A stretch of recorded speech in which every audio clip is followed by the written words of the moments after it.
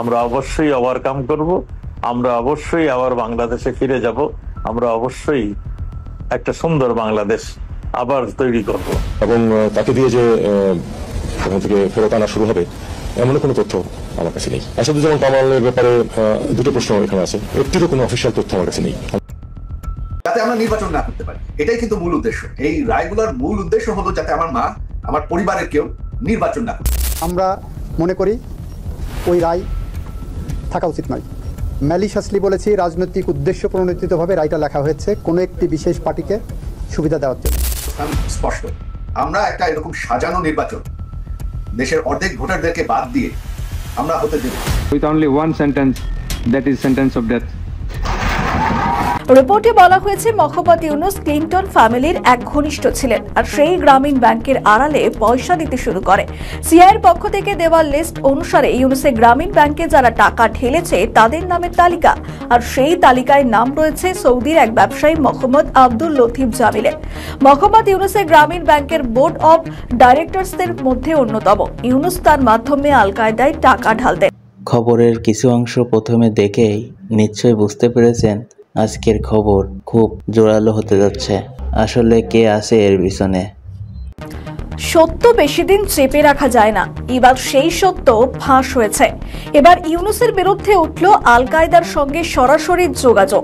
সিআইয়ের হিটলিস্টের নাম উঠল গ্রামীণ ব্যাংকের। আমেরিকার তরফ থেকে ইউনূসকে ব্ল্যাকমেইল করা হয়েছে, আর সেই রিপোর্ট প্রকাশ্যে এসেছে সিআইএ ওয়াল স্ট্রিটের হাতে তুলে দিয়েছে। রিপোর্টে বলা হয়েছে মোহাম্মদ ইউনূস ক্লিনটন ফ্যামিলির এক ঘনিষ্ঠ ছিলেন, আর সেই গ্রামীণ ব্যাংকের আড়ালে পয়সা দিতে শুরু করে। সিআইয়ের পক্ষ থেকে দেওয়া লিস্ট অনুসারে ইউনূসের গ্রামীণ ব্যাংকে যারা টাকা ঢেলেছে তাদের নামের তালিকা, আর সেই তালিকায় নাম রয়েছে সৌদির এক ব্যবসায়ী মোহাম্মদ আব্দুল লতিফ জামিলের। মোহাম্মদ ইউনূসের গ্রামীণ ব্যাংকের বোর্ড অব ডাইরেক্টরসদের মধ্যে অন্যতম। ইউনূস তার মাধ্যমে আল কায়দায় টাকা ঢালতেন, আর সেই তথ্য পৌঁছে যায় মার্কিন গোয়েন্দা সংস্থার কাছে, আর সেই লিস্ট তুলে দেওয়া হয় ওয়াল স্ট্রিট জার্নালের হাতে। আমেরিকা এখন ইউনূসকে ল্যাজে খেলাচ্ছেন। গ্রামীণ ব্যাংকের বোর্ড মেম্বার্স এই লতি ওসামা বিন লাদেনের কি ফেল্ডার্স, অর্থাৎ প্রধান অর্থদাতা। পরবর্তীকালে কর্পোরেট রেকর্ডে একটি নতুন প্রতিষ্ঠান তৈরি করা হয়, আর সেই প্রতিষ্ঠানের নাম রাখা হয় গ্রামীণ জামিল। ইউনূসের গ্রামীণ ব্যাংকের গ্রামীণ, আর আব্দুল লতিফ জামিলের জামিল, তাই কোম্পানির নাম রাখা হয়েছে গ্রামীণ জামিল। বলা হয় এটা একটা সাবসিডিয়ার কোম্পানি। লিঙ্কডইন বলছে এই কোম্পানির আল কায়দাকে বছরের পর বছর অর্থ সাহায্য করে এসেছে। বলা হচ্ছে এই কোম্পানির একটি মিশন ছিল, তাদের সেই মিশনও এখন আতশ কাছের তলায় চলে এসেছে। বলা হচ্ছে এই কোম্পানি আরব দুনিয়ায় দরিদ্র দূরীকরণের কাজ করবে। তারা টেকনিক্যাল এবং পরিকাঠামোগত দিক থেকে সাহায্য করা। এই কোম্পানির সঙ্গে যারা যুক্ত হবে তাদেরকে আল কায়দার সঙ্গে পরিচয় করিয়ে দেওয়ার ছিল কোম্পানির একমাত্র উদ্দেশ্য। লিঙ্কডইন বলছে এই কোম্পানির মধ্যপ্রাচ্যে একটি স্বেচ্ছাসেবী সংস্থা হিসেবে কাজ করত। এটা করার উদ্দেশ্য ছিল যাতে সকলের নজর এড়িয়ে যাওয়া যায়, কিন্তু সবার নজর এড়ালেও আমেরিকার গুপ্তচর সংস্থা যে নজর ইউনূস এড়াতে পারবেন না সেটা এবার প্রমাণিত হয়ে গেল। আসলে এনজিও করলে অনেক কিছুতে ছাড় পাওয়া যাবে, অনেক সুযোগ সুবিধা পাওয়া যাবে। সিআইয়ের হিটলিস্টের নাম উঠে যাওয়ায় ইউনূসের যে আম এবং ছালা দুটোই গেল তার বলার অপেক্ষা রাখে না। প্রসঙ্গত একসময় চট্টগ্রাম বিশ্ববিদ্যালয়ে অধ্যাপনা করতেন ইউনূস। তিনি বিশ্ববিদ্যালয়ে 3 জুনিয়র গবেষককে মাইক্রো ফাইন্যান্সের উপর গবেষণা করার পরামর্শ দিয়েছিলেন, আর তাদের গাইড ছিল স্বয়ং ইউনূস। তারা এই 3 জুনিয়র গবেষক সেটাও পলাশ তার ফেসবুক পেজে জানিয়ে দিয়েছেন, আর তার পোস্ট অনুসারে এই 3 জুনিয়র গবেষক হলেন স্বপন আদনান, নাসির উদ্দিন এবং এইচ.আই. লতিফি। গবেষণা সূত্রে তারা প্রথম দফায় গিয়েছিল বাংলাদেশের জোবরা গ্রামে। 1976 সালে গ্রামে একটি প্রকল্প চালু করা হয়। প্রকল্পের নাম ছিল রুরাল ইকোনমিক প্রোগ্রাম। বাংলাদেশে প্রথমে প্রকল্প কার্যকর করে বাংলাদেশ ব্যাংক, তার অনেক পরে চালু করেছিল ইউনূসের গ্রামীণ ব্যাংক। প্রাক্তন গোয়েন্দা কর্তা পলাশ তার ফেসবুক পেজে বিস্তারিতভাবে তুলে ধরেছেন ইউনূসের এই কুকীর্তির বিষয়টি। আমরা অবশ্যই ওভারকাম করব, আমরা অবশ্যই আবার বাংলাদেশে ফিরে যাব, আমরা অবশ্যই একটা সুন্দর বাংলাদেশ আবার তৈরি করব। এবং তাকে দিয়ে যে ওখান থেকে ফেরত আনা শুরু হবে এমন কোনো তথ্য আমার কাছে নেই। আসাদুজ্জামান কামালের ব্যাপারে দুটো প্রশ্ন এখানে আছে, একটিরও কোনো অফিসিয়াল তথ্য আমার কাছে নেই। শফিকুল আলম একসময় আওয়ামী লীগের পোস্টারের সামনে ছবি তোলা ছিল যার স্বপ্ন। 5 আগস্টে নানা ষড়যন্ত্রের মধ্য দিয়ে হয়েছেন প্রধান উপদেষ্টার প্রেস সচিব। তবে এই মুহূর্তে কেউ কেউ তাকে ডাস্টবিন শফিক নামেও চিনে থাকেন। দেশের বাহিরে অতিরিক্ত খ্যাতি থাকায় কেউ তাকে শফিক ডাকাত বলেও ভালোবেসে ডাকেন।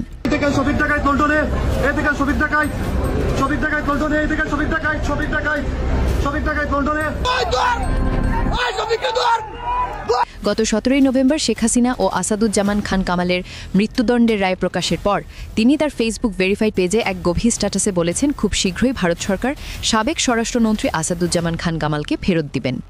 দেশের এক শ্রেণীর মানুষের কাছে তিনি এখন জনপ্রিয়, আর এই জনপ্রিয়তাকে অধিকতর করতে এই ধরনের সাজানো গোছানোর নাটক এবং মিথ্যা কথা বানোয়াটভাবে বলেন তিনি। যেমনটা দেশের বর্তমানে উপদেষ্টায় থাকা পররাষ্ট্রমন্ত্রী গণমাধ্যমের এক বিবৃতিতে বলেছেন, স্বরাষ্ট্রমন্ত্রী আসাদুজ্জামান খান কামালকে ভারত সরকার দেশে ফেরাবে এ ধরনের কোনো খবর আমাদের কাছে নাই, এবং তাকে দিয়ে যে ওখান থেকে ফেরত আনা শুরু হবে এমনও কোনো তথ্য আমার কাছে নেই। আসাদুজ্জামান কামালের ব্যাপারে দুটো প্রশ্ন এখানে আছে, একটিরও কোনো অফিসিয়াল তথ্য আমার কাছে নেই। আমরা জানি উনি সেখানে ভারতে আছেন, কিন্তু লিখিতভাবে কখনো আমাদেরকে জানানো হয়নি, এবং তাকে দিয়ে যে ওখান থেকে ফেরত আনা শুরু হবে এমনও কোনো তথ্য আমার কাছে নেই। তবে সবাইকেই স্বরাষ্ট্রমন্ত্রী আসাদুজ্জামান খান গণমাধ্যমের এক লাইভ বার্তায় নিজেকে উপস্থাপন করে তিনি বলেন, আমরা শীঘ্রই দেশে ফিরব এবং দেশের উন্নয়ন ও দেশেরই ষড়যন্ত্র মোকাবেলায় অবশ্যই কাজ করব। আমরা অবশ্যই ওভারকাম করব, আমরা অবশ্যই আবার বাংলাদেশে ফিরে যাব, আমরা অবশ্যই একটা সুন্দর বাংলাদেশ আবার তৈরি করব। এছাড়াও তিনি পুলিশ হত্যার বিষয়টি উল্লেখ করেছেন। তিনি বলেছেন, সিরাজগঞ্জ সহ দেশের বিভিন্ন জায়গায় পুলিশকে যেভাবে নির্মমভাবে পিটিয়ে মারা হয়েছে তা কখনোই কাম্য নয়, এবং তিনি এখনও ছাত্রদের উপর কোনো প্রকার দায় না দিয়ে তিনি ওই ষড়যন্ত্রকারীদের উপরেই দায় চাপিয়েছেন। তিনি মনে করেন ছাত্ররা এই ধরনের অপকর্ম করে না। আপনারা দেখেছেন সিরাজগঞ্জে একটি থানায় 13 জন পুলিশকে পিটিয়ে মেরেছে। ছাত্ররা কি পুলিশকে মেরেছে? আপনার যাত্রাবাড়িতে মানে পুলিশকে মেরে মানে মাথা নিচে দিয়ে পা উপরে ঝুলিয়ে রেখেছে, এগুলিকে ছাত্ররা করেছে? এই সমস্ত সবগুলি মানে যদি প্রশ্ন সামনে আনেন, এই সমস্ত হত্যার আন্দোলন ছাত্ররা কোনোদিন করেনি। ছাত্ররা মানে তাদের অধ্যয়নের জন্যই, তাদের চাকরির সুযোগের জন্য কোটা সিস্টেমের কথা বলেছিল, সেটা যখন শেষ হয়ে গিয়েছে তখন ছাত্ররা মানে সরে গিয়েছিল, কিন্তু তাদের জোর করে এই আন্দোলনে নিয়ে আসা হয়েছিল। প্রিয় দর্শক, একের পর এক সাজানো এই নাটক, সাজানো রায়, দেশের মানুষের কাছে নিজের জনপ্রিয়তাকে ধরে রাখার জন্য দিনের পর দিন আওয়ামী লীগের বিভিন্ন কার্যক্রমের নাম উপস্থাপন করা, সত্যি কি এভাবে কখনো আওয়ামী লীগকে নিঃশেষ করা যাবে? সত্য বেশি দিন চেপে রাখা যায় না, এবার সেই সত্য ফাঁস হয়েছে। এবার ইউনূসের বিরুদ্ধে উঠল আল কায়দার সঙ্গে সরাসরি যোগাযোগ। সিআইএর হিটলিস্টের নাম উঠল গ্রামীণ ব্যাংকের। আমেরিকার তরফ থেকে ইউনূসকে ব্ল্যাকমেল করা হয়েছে, আর সেই রিপোর্ট প্রকাশ্যে এসেছে সিআইএ ওয়াল স্ট্রিটের হাতে তুলে দিয়েছে। রিপোর্টে বলা হয়েছে মোহাম্মদ ইউনূস ক্লিনটন ফ্যামিলির এক ঘনিষ্ঠ ছিলেন, আর সেই গ্রামীণ ব্যাংকের আড়ালে পয়সা দিতে শুরু করে। সিআইএর পক্ষ থেকে দেওয়া লিস্ট অনুসারে ইউনূসের গ্রামীণ ব্যাংকে যারা টাকা ঢেলেছে তাদের নামের তালিকা, আর সেই তালিকায় নাম রয়েছে সৌদির এক ব্যবসায়ী মোহাম্মদ আব্দুল লতিফ জামিলের।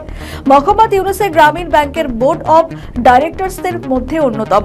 ইউনূস তার মাধ্যমে আল কায়দায় টাকা ঢালতেন, আর সেই তথ্য পৌঁছে যায় মার্কিন গোয়েন্দা সংস্থার কাছে, আর সেই লিস্ট তুলে দেওয়া হয় ওয়াল স্ট্রিট জার্নালের হাতে। আমেরিকা এখন ইউনূসকে ল্যাজে খেলাচ্ছেন। গ্রামীণ ব্যাংকের বোর্ড মেম্বার্স এই লতি ওসামা বিন লাদেনের কি ফিল্ডার্স, অর্থাৎ প্রধান অর্থদাতা।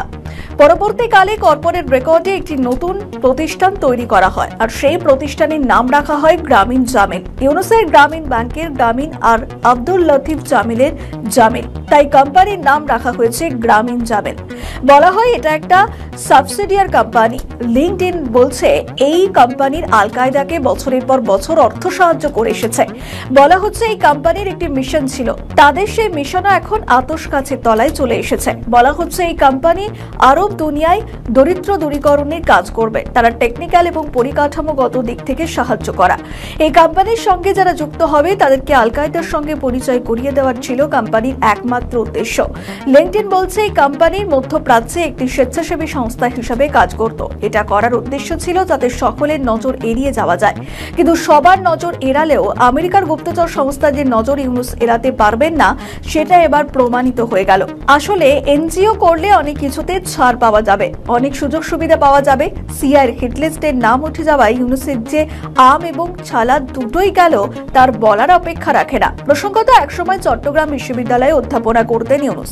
তিনি বিশ্ববিদ্যালয়ে 3 জুনিয়র গবেষককে মাইক্রো ফাইন্যান্সের উপর গবেষণা করার পরামর্শ দিয়েছিলেন, আর তাদের গাইড ছিল স্বয়ং ইউনুস। তারা এই 3 জুনিয়র গবেষক সেটাও পলাশ তার ফেসবুক পেজে জানিয়ে দিয়েছেন। আর তার পোস্ট অনুসারে এই 3 জুনিয়র গবেষক হলেন স্বপন আদনান, নাসির উদ্দিন এবং এইচ.আই. লতিফি। গবেষণা সূত্রে তারা প্রথম দফায় গিয়েছিল বাংলাদেশের জোবরা গ্রামে। 1976 সালে গ্রামে একটি প্রকল্প চালু করা হয়। প্রকল্পের নাম ছিল রুরাল ইকোনমিক প্রোগ্রাম। বাংলাদেশে প্রথমে প্রকল্প কার্যকর করে বাংলাদেশ ব্যাংক, তার অনেক পরে চালু করেছিল ইউনুসের গ্রামীণ ব্যাংক। প্রাক্তন গোয়েন্দা কর্তা পলাশ তার ফেসবুক পেজে বিস্তারিতভাবে তুলে ধরেছেন ইউনুসের এই কুকীর্তির বিষয়টি।